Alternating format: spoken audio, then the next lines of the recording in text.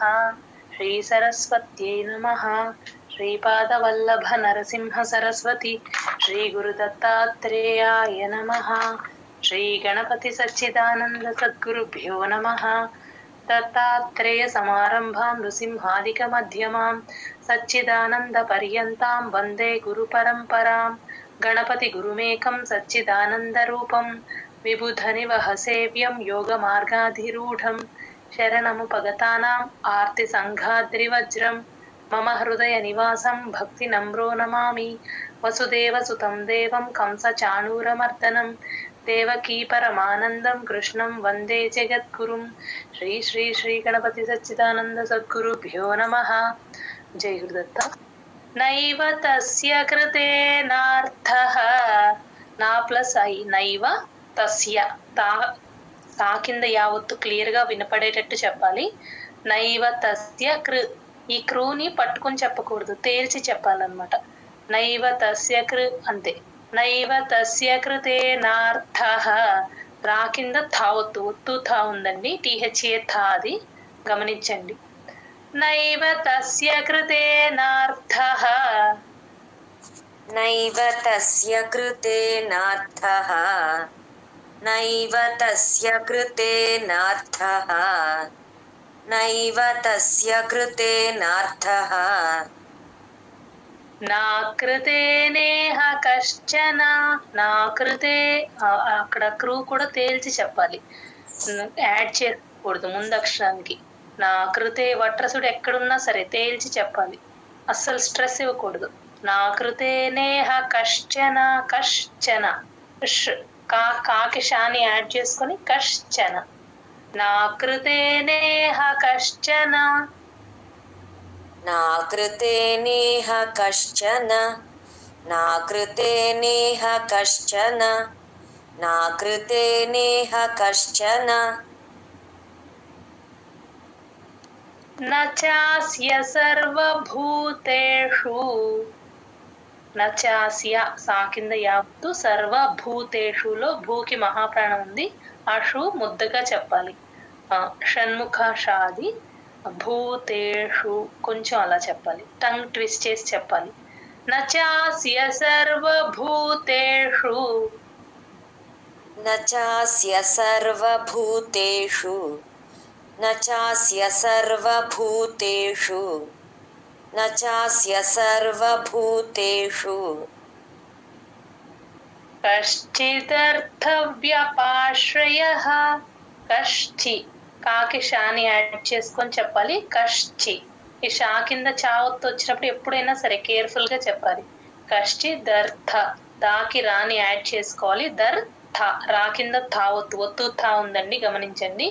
కశ్చిదర్థ వ్యపాశ్రయః ఆ వా కింద యావత్తు ఎప్పుడు వచ్చినా సరే మీ పైన టీత్ కింద లిప్స్ కి టచ్ అవ్వాలి, అప్పుడే కరెక్ట్ గా వ్యా వినిపిస్తుంది. కశ్చిదర్థ అలా తీసుకోవాలి. ఆ రాకి కశ్చిదర్థ వ్యపాశ్రయః. వ్యపాష్ ఆ పాకి కూడా షాని యాడ్ చేసుకొని చెప్పాలి. షా కింద రాకారం ఉందండి. వ్యపాశ్రయః. వ్యపాశ్రయః తేల్చి చెప్పకూడదు. వ్యపాష్ పాకి షాని జాయిన్ చేసి చెప్పాలి. కశ్చిదర్థ వ్యపాశ్రయః. కశ్చిదర్థ వ్యపాశ్రయః. కశ్చిదర్థ వ్యపాశ్రయః. కశ్చిదర్థ వ్యపాశ్రయః. నైవ తస్య కృతేనార్థః నా కృతేనేహ కశ్చన. నైవ తస్య కృతేనార్థః నా కృతేనేహ కశ్చన.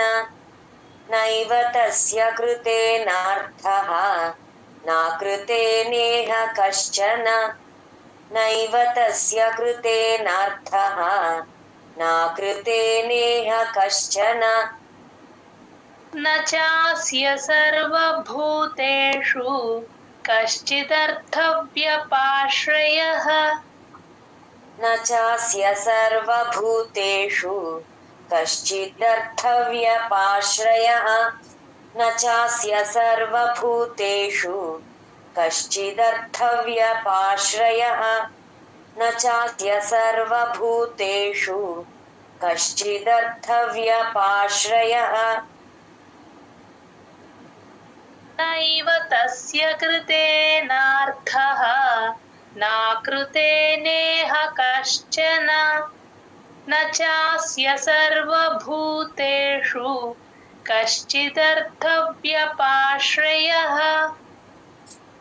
नैव तस्य कृतेनार्थः नाकृतेनेह कश्चन न चास्य सर्वभूतेषु कश्चिदर्थव्यपाश्रयः नैव तस्य कृतेनार्थः नाकृतेनेह कश्चन न चास्य सर्वभूतेषु कश्चिदर्थव्यपाश्रयः नैव तस्य कृतेनार्थः नाकृतेनेह कश्चन न चास्य सर्वभूतेषु कश्चिदर्थव्यपाश्रयः नैव तस्य कृतेनार्थः नाकृतेनेह कश्चन न चास्य सर्वभूतेषु कश्चिदर्थव्यपाश्रयः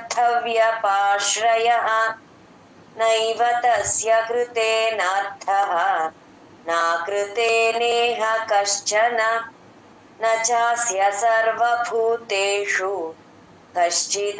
कश्चिदर्थव्यपाश्रयः नैव तस्य कृतेनार्थः नाकृतेनेह कश्चन न चास्य सर्वभूतेषु कश्चिदर्थव्यपाश्रयः नैव तस्य कृतेनार्थः नाकृतेनेह कश्चन न चास्य सर्वभूतेषु कश्चिदर्थव्यपाश्रयः नैव तस्य कृतेनार्थः नाकृतेनेह कश्चन न चास्य सर्वभूतेषु कश्चिदर्थव्यपाश्रयः नैव तस्य कृतेनार्थः नाकृतेनेह कश्चन न चास्य सर्वभूतेषु कश्चिदर्थव्यपाश्रयः జై గురుదత్త 19వ శ్లోకం శ్లోక నెంబర్ 19 తస్మాదసక్తః సతతం తస్మాదసక్తః అని తీసుకోవాలి కా కింద తావొత్తు ప్లస్ ఆ కా కింద తావొత్తుకి సాని యాడ్ చేసుకొని చెప్పాలి సా కింద సావొత్తు ఉంది కాబట్టి తస్మాదసక్తః అని తీసుకోవాలి తస్మాదసక్తః సతతం తస్మాదసక్తః సతతం तस्मादसक्तः सततं तस्मादसक्तः सततं तस्मादसक्तः सततं कार्यं कर्म समाचर कार्यं कर्म समाचर कार्यं कर्म समाचर कार्यं कर्म समाचर అసక్తో హ్యాచరన్ కర్మ ఇక్కడ అసక్తోకి హాని యాడ్ చేసుకొని చెప్తాము హా కింద యావత్తు ఉంది కాబట్టి సంయుక్తాక్షరం వచ్చింది కాబట్టి అసక్తోకి అసక్తో అలా అసక్తో హ్యాచరన్ హా కింద యావత్తు ఎప్పుడు వచ్చినా సరే క్లియర్ గా వినిపించాలి యావత్తు అనేది యూజువల్ గా అది వదిలేస్తారు చాలా మంది ఒక్కసారి ఇది గమనించుకోండి असक्तो ह्याचरन् कर्म असक्तो ह्याचरन् कर्म असक्तो ह्याचरन् कर्म असक्तो ह्याचरन् कर्म परमाप्नोति पूरुषः परमाप्नोति पूरुषः परमाप्नोति पूरुषः परमाप्नोति पूरुषः परमाप्नोति पूरुषः परमाप्नोति पूरुषः तस्मादसक्तः सततं कार्यं कर्म समाचर तस्मादसक्तः सततं कार्यं कर्म समाचर तस्मादसक्तः सततं कार्यं कर्म समाचर तस्मादसक्तः सततं कार्यं कर्म समाचर असक्तो ह्याचरन् कर्म परमाप्नोति पूरुषः असक्तो ह्याचरन् कर्म परमाप्नोति पूरुषः असक्तो ह्याचरन् कर्म परमाप्नोति पूरुषः असक्तो ह्याचरन् कर्म परमाप्नोति पूरुषः तस्मादसक्तः सततं कार्यं कर्म समाचर असक्तो ह्याचरन् कर्म परमाप्नोति पूरुषः तस्मादसक्तः सततं कार्यं कर्म समाचर असक्तो ह्याचरन् कर्म परमाप्नोति पूरुषः तस्मादसक्तः सततं कार्यं कर्म समाचर असक्तो ह्याचरन् कर्म परमाप्नोति पूरुषः तस्मादसक्तः सततं कार्यं कर्म समाचर असक्तो ह्याचरन् कर्म परमाप्नोति पूरुषः तस्मादसक्तः सततं कार्यं कर्म समाचर असक्तो ह्याचरन् कर्म परमाप्नोति पूरुषः तस्मादसक्तः सततं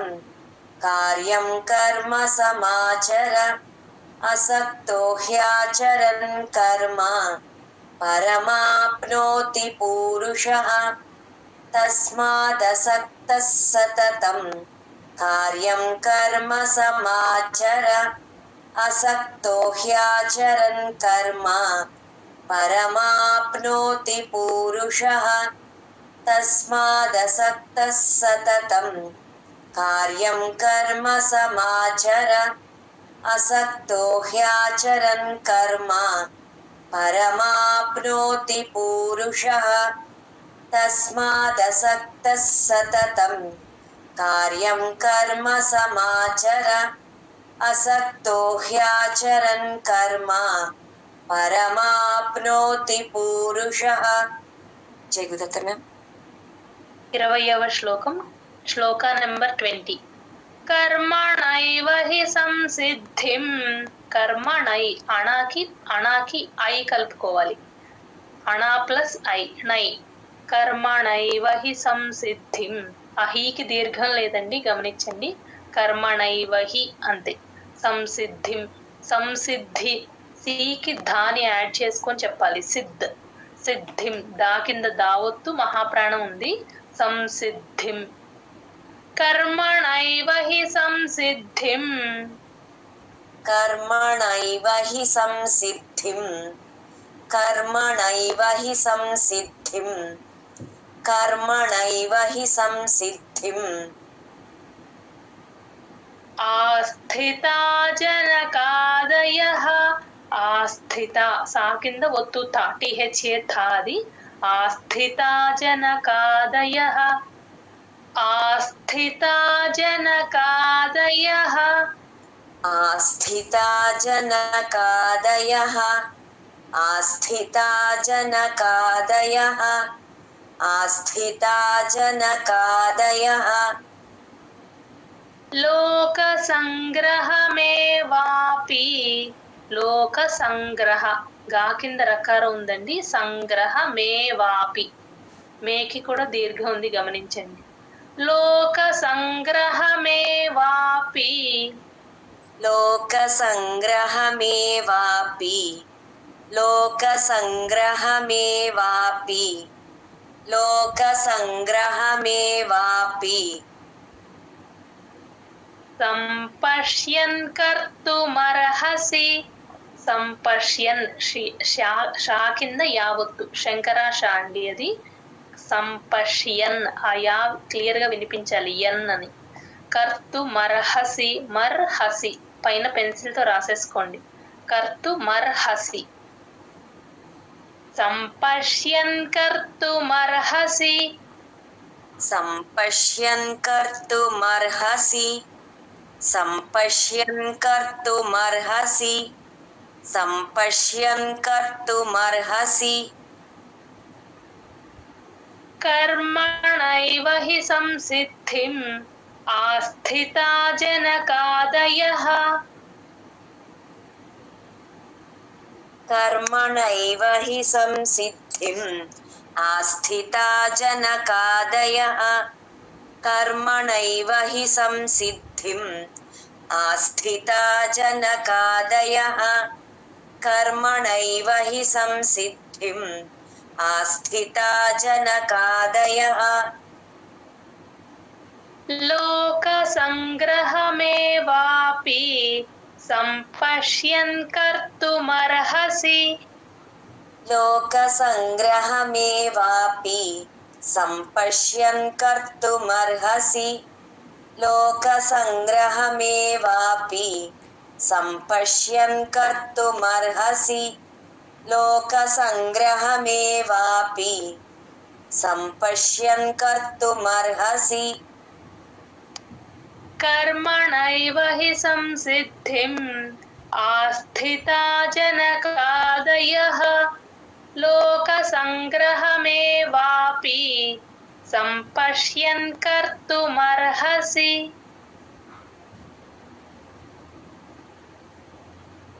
కర్మణైవ హి సంసిద్ధిం ఆస్థితా జనకాదయః లోక సంగ్రహమేవాపి సంపశ్యన్ కర్తుమర్హసి కర్మణైవ హి సంసిద్ధిం ఆస్థితా జనకాదయః లోక సంగ్రహమేవాపి సంపశ్యన్ కర్తుమర్హసి కర్మణైవ హి సంసిద్ధిం ఆస్థితా జనకాదయః లోక సంగ్రహమేవాపి సంపశ్యన్ కర్తుమర్హసి కర్మణ